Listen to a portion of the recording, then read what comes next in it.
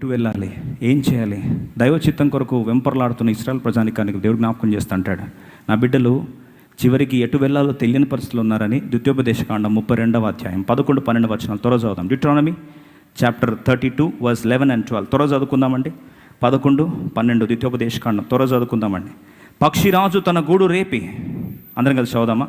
పక్షిరాజు తన గూడు రేపి తన పిల్లలపైన అల్లాడుచు రెక్కలు చాపుకొని వాటిని పట్టుకొని తన రెక్కల మీద వాటిని మోయునట్లు యెహోవా వానిని ప్రభువు నడిపించే విధంలో పక్షిరాజుతో జ్ఞాపకం చేసుకోవచ్చు. కొన్నిసార్లు దేవుడు మన గూడుని ఏం చేస్తాడండి? మన గూడుని ఏం చేస్తాడు? ఇప్పుడు గూడు రేపడం అంటే చాలా కన్ఫ్యూజన్లోకి వెళ్ళిపోతున్నామా? కొన్నిసార్లు నువ్వు స్థిరపడిపోయి అంతా బాగుంది, సెటిల్ అయిపోయాను అనుకున్న టైంలో ఒక్కసారి దేవుడు ఏం చేస్తాడో తెలుసా అండి? నీ గూడును రేపుతాడు. ఈ వాక్యం ఎవరి కొరకు నాకు తెలియదు, కానీ దేవుడు గూడు రేపుతున్నప్పుడు ఫస్ట్ నీకు వచ్చే ప్రశ్న ఏంటంటే, ఇంతవరకు ప్రశాంతంగా ఉంటే నా మీదనే పడ్డావా ప్రభువా? నేనేం అన్యాయం చేశాను ప్రభువా అని మళ్ళీ ఎవరి మీద పడతామండి? దేవుడి మీద పడతాం. కానీ ప్రభు ప్రేమతో పక్షిరాజు తల్లి ఏం చేస్తుందంటే వచ్చి ఏం చేస్తాండి? గూడు నువ్వు కట్టుకున్న పేక మెడల్లా గూలిపోతాయి. మీరు వచ్చి మదర్ తీరదు పేక మెడ గూలడం ఏంటి? అదే ఆ పరమ తండ్రి నిన్ను ప్రేమించిన మాతృమూర్తి యొక్క ప్రేమను గుర్తు చేయడానికి. నువ్వు ఇక్కడే ఉంటే ఎగరలేవు, నువ్వు ఇక్కడే ఉంటే నీ రెక్కలు చాపలేవు, ఇక్కడే ఉంటే క్రూరమృగాలు వచ్చి నిన్ను తినేస్తాయి. కాబట్టి నీకేం చేస్తాను? నీ గూడుని చెరిపేస్తాను. I will disturb your nest. గూడు చెరిపేసరికి ఏంటి ప్రభా, ఏమవుతుంది నా బ్రతుకులో? నా వ్యాపారం ఏమైంది? నా ఉద్యోగం ఏమైంది? నా బిడ్డల పరిస్థితి ఏమైపోయింది? గూడు చెదిరిచా ప్రభా, అసలు ఏం జరుగుతుంది ప్రభా? గూడు స్థిరంగా కాపాడని నేను ప్రార్థన చేస్తే దాన్ని లేపేసేవేంది ప్రభా? అప్పుడు ప్రభు జ్ఞాపకం చేస్తూ అంటాడు, అందంగా చూద్దాం. పక్షిరాజు తన గూడు రేపి తన పిల్లలపైన అల్లాడుచు రెక్కలు చాపుకొని వాటిని పట్టుకొని తన రెక్కల మీద వాటిని మోయినట్లు యెహోవా వానిని. కొన్నిసార్లు గూడు చెదరగొట్టి దేవుడు మనల్ని లేపుతాడు. ఉన్న ప్రాంతం నుంచి ఎక్కి పక్షి రాజు వలె రెక్కలు చాపి పైకి ఎగరేటట్టు చేస్తాడు. Sometimes when God shakes you, when God shatters you, when God shakes your nest, be happy. తల్లిలాగా నీ గూడుని చెదుపుతున్నాడు దేవుడు. దేవుడే చెరుపుతున్నాడు నీ గూడుని. సందేహంలో కొన్నిసార్లు పడిపోయి ఎందుకు ఎలా జరుగుతుందండి, నిజంగా దేవుడు మర్చిపోయాడా అంటే ఈరోజు ప్రభు జ్ఞాపకం చేస్తున్నాడు. పక్షిరాజు తన బిడ్డల గూడును రేపినట్లు నేనే చేస్తున్నాను, గూడు చెరిపేస్తున్నా.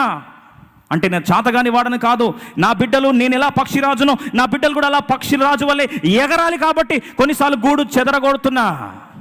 బాధపడుతున్న ప్రియ సోదరి వాక్యం నీ కొరకే. God will stir up your nest. God will make you oppressed. God will shatter your rest sometimes, and that is a sign God wants to make you fly. నిన్ను ఎగిరేటట్లు చేయాలని దేవుడు ఆశపడుతున్నాడు. ఎగరాలి అంటే కొన్నిసార్లు గూడు ఏమవ్వాలి? చెదరాలి. మన వెనకాల చెప్తారండి, ఎగరాలి అంటే గూడు చెదరాలి. నవ్వుతున్నాం కానీ నోట్లోంచి నేను మాట రావట్లేదే. ఎగరాలి అంటే ఏం చెదరాలి? గూడు చెదరాలి.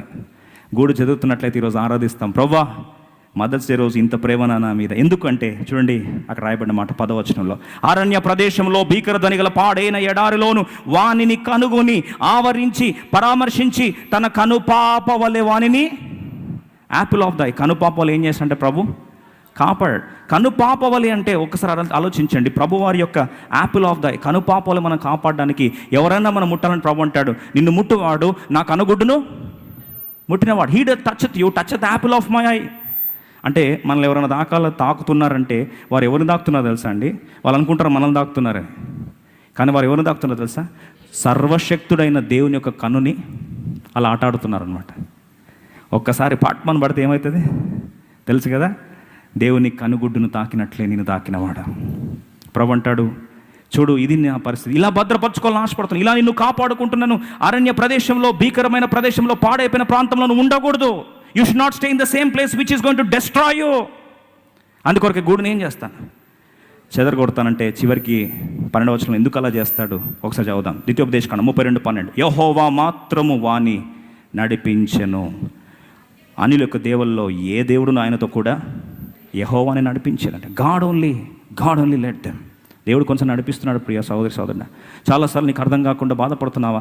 నా గూడు ఎందుకు దేవుడు ఇలా పాడు చేస్తున్నాడు, ఎందుకు నన్ను ఇలా కదిలిస్తున్నాడు, నాకు ఎందుకు ఇలా అవుతుంది? ఒక మాట చెప్పాలని ఆశపడుతున్నా, ఉన్నత శిఖరాలు నువ్వు ఎగరాలంటే నీ గూడు చెదరాలి. If you have to fly high, your nest has to be stirred up, and God does that as a mother eagle. తల్లి పక్షిరాజు నిన్ను చెదరగొట్టినట్లుగా ప్రభువే నిన్ను చెదరగొడతాడు. అలా జరుగుతున్నట్లయితే సంతోషపడు. ఉన్నత శిఖరాలు దేవుడు నిన్ను ఎక్కున్నట్లు సిద్ధపరుస్తున్నాడు. కానీ నీకు అపార్థం చేసుకొని నువ్వేం చేస్తావు తెలుసా? ఇక్కడే కిటికంత ఇక్కడే ఉంది.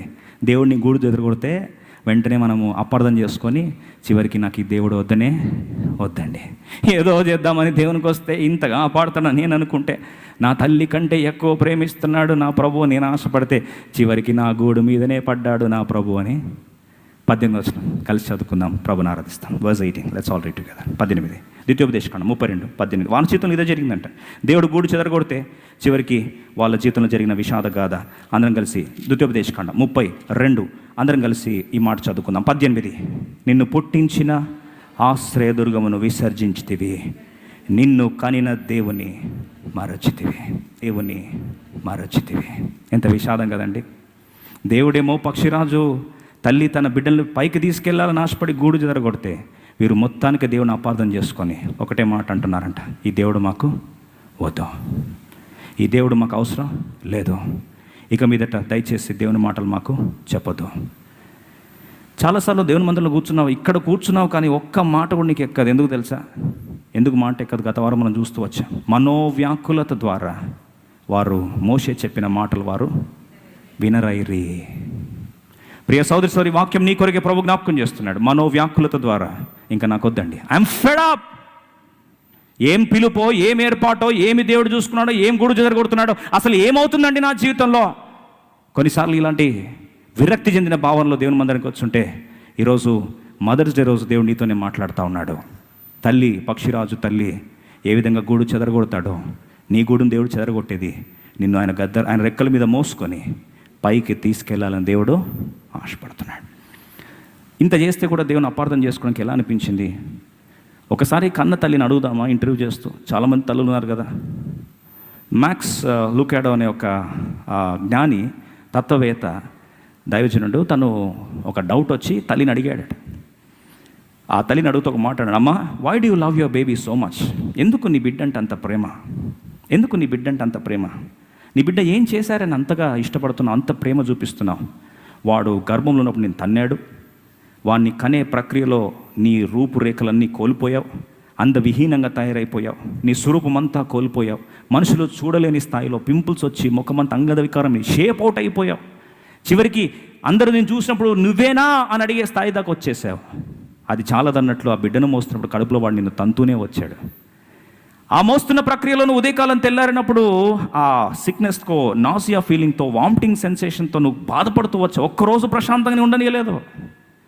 అది చాలదన్నట్లు మోస్తున్న ప్రక్రియలో బరువు ఎక్కువైపోయి నీ వీపు నొప్పి వచ్చి, బ్యాక్ పెయిన్ వచ్చి, నీకు ఎంతగానో నువ్వు బ్యాక్ పెయిన్తో సఫర్ అయ్యావు, షేప్ అవుట్ అయిపోయావు. ఇదంతా తీసుకొని బిడ్డను కంటే వాడేమన్నా అందంగా ఉన్నాడా అంటే అందవిహీనంగా, బలహీనుడిగా, ఏమి చేత కాని వాడిగా అక్కడే మా యొక్క విసర్జన చేస్తూ, అక్కడే తనంతా మురికిగా అయిపోయి నిస్సహాయుడిగా కేకలు వేస్తూ, శబ్దాలు చేస్తూ నిస్సహాయంగా ఉన్నాడు. ఏంటమ్మా నీ ప్రేమ? ఎందుకు ఇంకా ప్రేమిస్తున్నావు అని అడిగితే ఆ తల్లి అనిందంట, ఎందుకు ప్రేమిస్తున్నాను తెలుసా?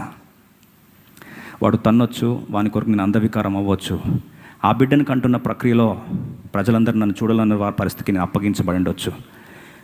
ఆ బిడ్డ పుట్టిన ఆ కుమార్తె ఆ యొక్క చూడడానికి అందవిహీనంగా, నిస్సహాయ స్థితిలో, ఎటువంటి ఆకారం లేకుండా, ఆ యొక్క చాలా డర్టీగా స్పాయిల్ అయిపోయిన పరిస్థితిలో నిస్సహాయురాలుగా ఉన్నప్పటికీ ఒకటే నా జవాబు ఏంటంటే, నా హృదయము, నా పేగు బంధము, నా ప్రేమకు ప్రతీక, నా ప్రేమకు గుర్తు, she or he is the incarnation of my love. My hands have touched and he is my extension. నా యొక్క ఎక్స్టెన్షన్గా తను ఉంటున్నాడు, ఆ బిడ్డ ఉంటుంది. నా ప్రేమకు గుర్తు, నా రక్తానికి గుర్తు, నా ప్రేమకు గుర్తు, నాకు గుర్తే, నా ఇన్కార్నేషనే, నా రూపులోనే నా బిడ్డ ఉంది. ఒకసారి ఆలోచించే ప్రియ సోదర, దేవా ఎందుకు నన్ను ప్రేమిస్తున్నావు? దేవుని అడిగితే ప్రభు ఒకటే మాట అంటాడు, శాశ్వతమైన ప్రేమతో నేను నిన్ను ఎందుకు ప్రేమిస్తున్నావు ప్రభా? నిన్ను విడువక నా ఎడల కృప చూపించడానికి నేను ఏం చేశానని? నువ్వేం చేయాల్సిన అవసరం